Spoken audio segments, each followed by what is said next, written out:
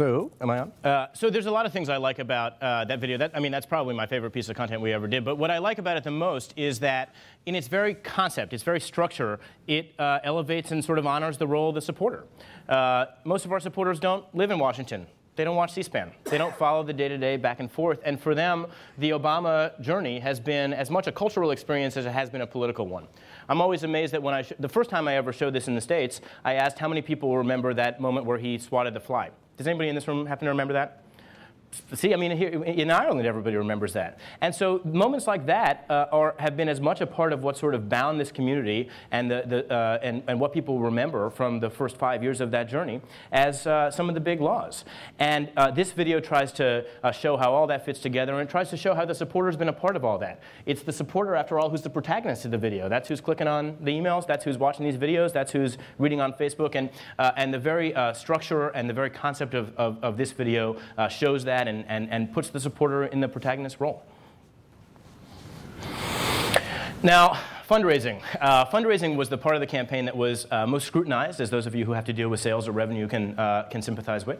So I'll talk in a bit about how we tried to optimize it and how we tested and all that. But first, I think it's important to talk about how we tried to bring some art to the equation of how we raise money and tried to connect our fundraising back to these same kinds of ideas about why people were in it in the first place.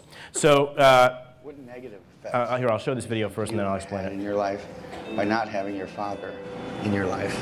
You know, as I look back, you know, I only remember my father for 1 month my whole life, when I was 10.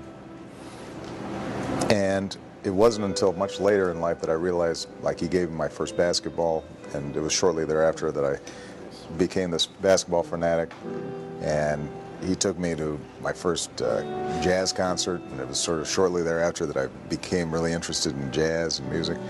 So what it makes you realize is how much of an impact, even if it's only a month, that they have on you. But I think probably the most important thing was his absence, I think, contributed to me really wanting to be a good dad. Because I think not having him there made me say to myself, you know what, I want to make sure that my girls feel like they've got somebody who they can rely on. It shows. Yeah. So that's a video from an actual dinner that the president had with 4 supporters who had donated $3 to the campaign. And we did these every 3 months. And I don't know how many of you guys, if any, were on our email list. If you were on our email list, you know we emailed you many times about this opportunity. But the reason that we ran this program actually came from the very reasons why he started running in the first place. We've been doing Dinner with Barack since 2007, when he first ran. And at that point, he said he didn't want to be the kind of candidate who only sat down with millionaires and lobbyists and special interests. He wanted to give $3 and $5 donors a seat at the table. And Dinner with Barack was a program through which we literally gave a few of them a seat at the table with him and allowed them to see him as an actual person. We would film those dinners. We would send the video of the dinner back out to all of our donors to show them the kind of person he is. And so even though we did optimize on that, and I'll get to that in a second, at the heart of our fundraising operation was trying to remind people of the kind of person he is, trying to remind people of the values that we had as a campaign, and always trying to keep in mind that someone isn't going to give because you've made the webpage a little faster. They're going to give because they fundamentally feel aligned with the candidate and the cause and the other people supporting that cause. Now, that said, we also, of course, tried to make the page a little faster and try to make everything work a little better against, on top of that foundation of an emotional connection to the candidate. So I'll talk about a few things that we did. You're looking at 2 charts. On the right is a testing chart from a single email that we sent on June 26th. I don't know how many of you guys are involved in email marketing, so I'll quickly explain how this works. Every time we would send an email out, before it would go out to our full list, we would take, in our case, 18 subgroups. Most organizations might do fewer because they have a smaller list. 18 subgroups are of a fraction of a percent of the list, a tiny little portion of the list. Those 18 subgroups each get a different version of the email. The variants can range from a different subject line to formatting differences, different colors on the buttons, anything we could think of, basically. You let those 18 subgroups get the email and let that percolate for about an hour or 2, however long it takes to derive significant results. You take the winner, or in some case mix and match if you have reason to believe that one element of one is doing well and another element of another is doing well, and then send the remainder the winning version. So it's pretty simple. But the differences are huge. I mean, I think people assume that we're talking 5%, 10% optimizations, not at all. So on this email that you're looking at from June 26th, the winner is at the bottom. The subject line was, "I will be outspent." Just to give you an idea of the kind of Play-Doh money that we were dealing with at the time, this email raised $2.4 million, so an awful lot of money. The numbers on the right are the percentages of that total that each of the other variants we tested would have raised had we sent that out to the full list, again, based on these test results. And we're not talking about emails doing 85% as well, 90% as well. The worst of them in the middle, subject line, "the one thing the polls got right, ... would have raised 16% of that $2.4 million that the winner raised. A difference of $2 million just based on subject line and some slight variations to the body of that email. So this was really big business for us, and we had about 20 people whose job more or less full-time was to think about these variants and then get them out the door. Once we'd settled on a winner, then we would begin to segment, to slice and dice our list and to slice and dice our emails based on people's past behavior, people's demographics, things like that. So on the left, you're looking at a chart that shows our segmentation plan for one single email. It went out in 26 different versions. And I'm not just talking about, obviously first name gets dropped in, dollar amounts based on whether you've given a lot or a little. We tried to be as creative as we could. And one thing that we found is that people like to hear back from the campaign what they had done in the past. They like to be reminded that we knew who they were and that we respected what they'd done. And so a simple little variation like dropping in a line to volunteers saying, "You volunteered in the past, thank you for that. Now we're asking you to become a donor," would have, again, huge differentials for us in terms of the total take. My favorite example is this. We are required in the United States to list the names of all of our donors every 3 months who've given $200 and above, and list them publicly. And so every 3 months before that deadline, we would email the people who had given between $75 and $199 and say, "This report is going to be the official public record of who built this campaign. And so you really are going to want your name to be on it." I hear some grimaces from people who can understand how, on some level, cynical that was. But this thing raised hundreds and hundreds of thousands of dollars from people who, again, we told them exactly how many dollars they had to go to get to the 200, and from people who wanted their name to be on that list. And there were no other changes to the email other than that one little drop-in line. But that email would sometimes perform 3 times as well as other donor segments. So again, huge variations just based on little ways of showing people that we respected them, that we knew who they were, that we were thinking about who they were, and that we honored their contribution to the campaign. We also tried to make some technology innovations that sort of, again, reflected this principle of giving people as good an experience as we could. So this is the most important thing I think we did in terms of fundraising technologically. If you take away one and only one thing from this presentation, it's that if you work in e-commerce or if you work in a nonprofit, you should build or buy technology like this. We built a saved payment information system so that if you gave, you would be redirected to a page that said, "You want to save your credit card with us?" So that way, next time, you don't have to pull out your credit card. You don't have to enter in your address. It's all saved, and you can just click a button with the amount, and it's done. But this actually opened up even broader new fundraising opportunities for us. Because if you'd saved your credit card information with us, you actually didn't have to get to a landing page at all. Because the next time we emailed you, we would say, "Well, we've already got your payment information stored. And so click here if you want us to charge your account $5. Click here if you want us to charge your account $25. Click here if you want us to charge your account $50. And then by the time people did click, it would get to a page that said thanks, and click here if you want to give again. We were also able to fundraise via text message this way. Now, I'm sure you guys are familiar with the text-to-give program like the Red Cross may do after a natural disaster, that sort of thing. Well, it wasn't until October, weeks before the election, that political campaigns were admitted into that program. So we actually couldn't be a part of it even if we wanted to. But because we had a saved payment list and we also had a text message list, we could text message the overlap and say, reply back to this text with a number and that's how much we'll charge your saved account. So we had people giving $1,000 via text that way, whereas the text-to-give program actually only allows them to give $5 or $25 because we weren't working through that system. We had our own system. And lastly, and very quickly, because I think we want to leave some time for questions if we can, I'll just talk about organizing. Now, obviously, organizing is extremely important to campaigns, especially to the campaign of a candidate who was himself a community organizer. And we entered into this campaign with a set of goals that were seemingly at cross purposes with one another. On the one hand, we wanted to be much better connected to the on-the-ground field organization, to make sure that the experience that online supporters were having was no different from the experience that offline supporters were having. And so we built a tool called Dashboard. Dashboard was literally the same tool that you could get at your desktop that you would find if you walked into a volunteer office in Cleveland and said, I want to volunteer, they'd sit you in front of a dashboard. So we literally did break down the divide between the online and offline volunteer experiences. What this meant was that if you're sitting at home in New York City and you decide you want to make some phone calls one day, and so you check out 10 names and you're working your way through them, in 2008 it would have been the case that there was no data sync there. So someone might have walked into a field office and said, I want to make some phone calls, and unfortunately you've just checked out these 10 names, but nobody knows that, and 2 volunteers are calling the same voter at a time. Maybe they've got different messages, they're from different places, they've got different accents. That's actually not that helpful. That wasn't the case with Dashboard. And so we were able to build a volunteer system online that was the exact same experience, the exact same tools, the exact same access to data you would have had if you'd gone into a field office. Now, that being said, we also, of course, wanted to connect the online volunteer program better to the advancements that have been made in the social graph since 2008. And so I'll talk about what we did, and this is something that I fully expect corporations will be thinking about how they can make use of in the years to come. I think it's pretty cool. We have a voter file in the United States. So we know the names and ages and a couple other pieces of information about every single person who's of voting age in the United States. Well, we also have all this wonderful social data. And so we created an overlay of social graph data and the voter file. So we know that if a John Smith lives at 123 Main Street in Cleveland, he's the same John Smith who is a Facebook friend of one of our supporters. Now, I said earlier that our supporters were Facebook friends with 98% of the US-based Facebook population. So if one of our supporters came to our website and, let's say, watched a video about the president's strong record on jobs, we could say to them, well, we've run a match of the voter file and your Facebook friends, and so if you want to share this video, don't just share it with anyone. Here are your 10 friends who we think are undecided voters, who live in Ohio or Florida or Virginia or Colorado or one of these states that we care about. Share it with them first, and share it directly to their wall instead of to your wall, because those of you who deal with Facebook know if you share it to your wall, only a fraction of your friends will see it, and it may not be the ones who we care about. This was content agnostic, so I said that it would work for a video about jobs. Well, if it was a piece of information about how you can register to vote, we would be able to say, here are your 10 friends who, as far as we can tell, aren't registered to vote. And here are the ones who live in, again, Ohio or Florida or Colorado. Start with them.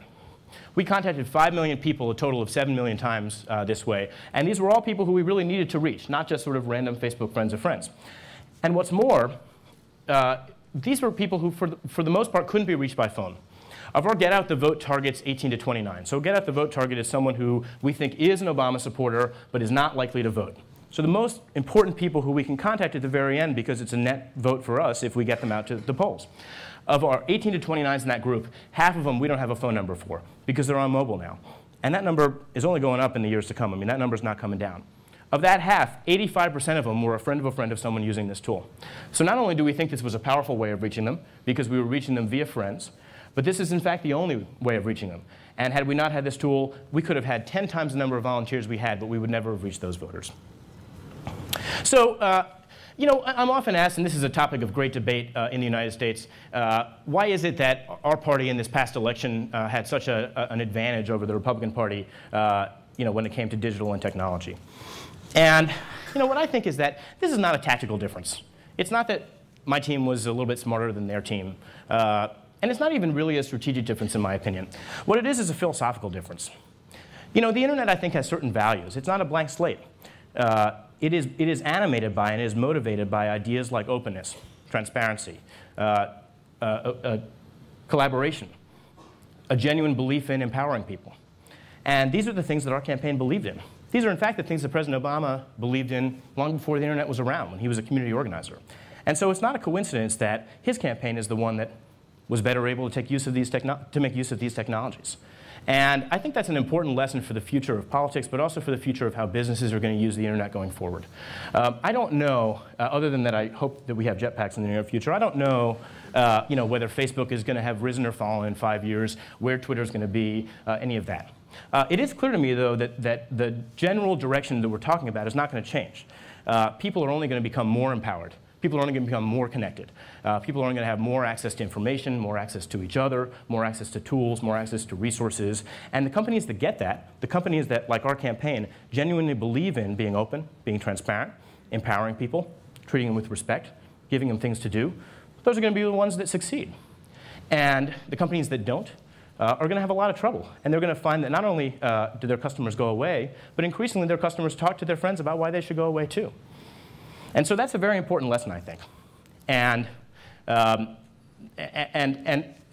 guess to close, I think What's exciting about this business for me and for those of you who are in this business too is that what this presents to companies is not just a marketing challenge. You know, a good set of tweets, a clever social media campaign, a good advertising isn't going to be able to solve a problem if you've annoyed your people, if you've shown them that on a fundamental level you don't believe in this stuff, that you don't want to treat them with respect, that you're not trying to give them a good experience. And so what this really is a business challenge. Companies have just got to be better.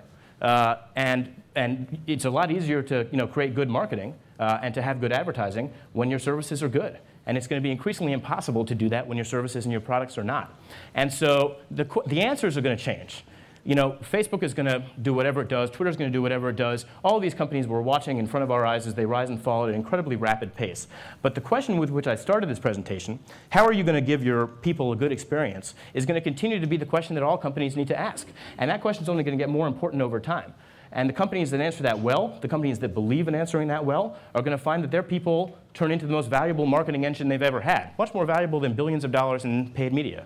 And the companies that don't care about that answer, or that don't have an answer to it, are going to find that they go away with great dispatch. And so the fun thing for me about working in this business is we all get to sort of help companies figure out how they can do that and how they can fundamentally be better. And that's why I think we work in the most exciting business there is today. So thank you guys for your time, and I think we have time for a couple of questions. Just going to take, thanks very much, Teddy, by the way. I'm just going to take a couple of minutes, guys. The next sessions will be a few minutes delayed because we want to get some questions in from to ask Teddy. Obviously, absolutely amazing presentation. I learned a ton there. I assume you guys did. So, but don't speak until you have the mic in your hand. So, first question. Yeah, I need a mic first. Okay, so here we go. Hi, Teddy. Excellent presentation. Thanks very much. Just a question in terms of the range of skills that you had at your disposal for your digital campaign, if you could elaborate on that. Thank you. Sure. So I mean, to answer you very specifically, the sort of sub-teams that were under my supervision were email, social media, web content, design, front-end development. All of the back-end and database architecture and things like that were handled by a separate technology team. Online advertising, online organizing, so that's a premise that obviously doesn't necessarily exist outside of nonprofits and campaigns, but the people who administered those tools I showed at the end and tried to really think about our relationship with supporters, we had an organizing team.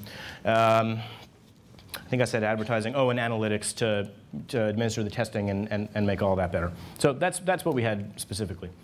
In terms of the overlay dashboard that you highlighted there, was that actually developed by your team or for your team?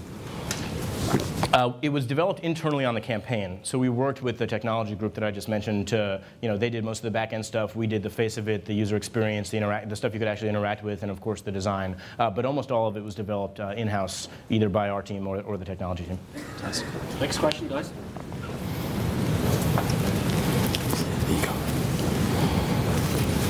Thank you very much. I too thought it was a fascinating talk.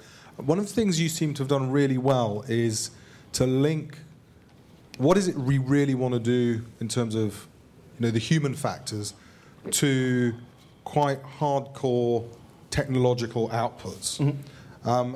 And I think I think the industry on the whole does that really badly. We either get very light and fluffy or we get deep and techy. What's your secret to being able to bridge the two? I mean, look, that's a tough question. That's a very good question. I think a couple of things. First of all, we were in the position of having a product in our candidate that people really cared about. And so obviously this stuff is a lot harder to do if you're selling a commodity or something that people aren't as jazzed about. But because politics is such an emotional game, fundamentally we tried to find the people who cared about it and get them to talk to the ones who don't. And I was just talking to another group that's in a completely different field, the healthcare field, where I don't know how many people in this room happen to be in healthcare, but one of the problems in healthcare is that patients are often, the patients themselves, the people who need to take drugs or stick with a course of medical treatment, are often the very people who don't want to deal with it, who don't want to talk to doctors, who don't like thinking about health.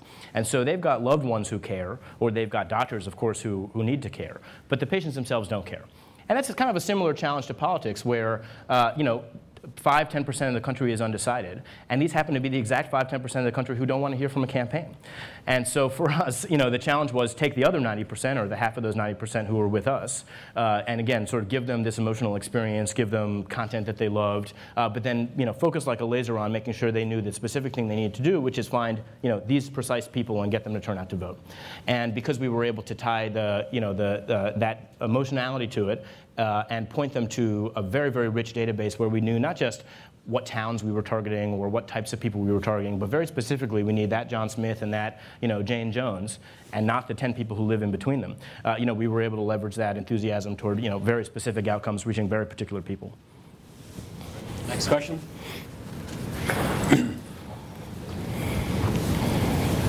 It feels from everything you said as though that whole solution would have worked less well if Obama had been Romney.